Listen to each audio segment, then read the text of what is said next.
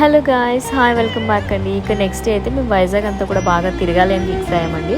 So first morning అయితే మేము రిషికొండ వెంకటేశ్వర స్వామి టెంపుల్కి అయితే వెళ్ళిపోయాము. మోస్ట్ ఆఫ్ ద వైజాగ్ మాకు ఎక్కువ బీచే కనిపించిందండి. చాలా చాలా డెవలప్డ్గా అనిపించిందండి మొత్తం వైజాగ్ అంతా కూడా. సో మాకు బీచ్ అంటే మొత్తం రాళ్ళు అదంతా అలా ఉంటాయి.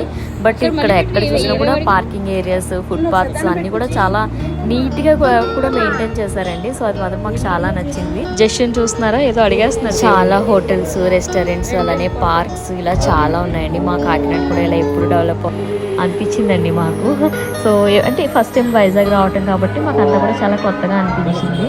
ఎప్పుడైనా వచ్చినా ఏదైనా పని మీద వస్తే అలా వచ్చి వెళ్ళిపోవడం తప్ప ఇలా ఎప్పుడు తిరగలేదు కాబట్టి మాకు చాలా కొత్తగా చాలా డెవలప్డ్గా అనిపించింది. సో చూడాలి ఫ్యూచర్లో ఎలాంటి చేంజెస్ వస్తాయో అనేది.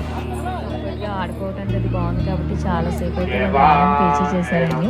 సో మేము కూడా 2 hours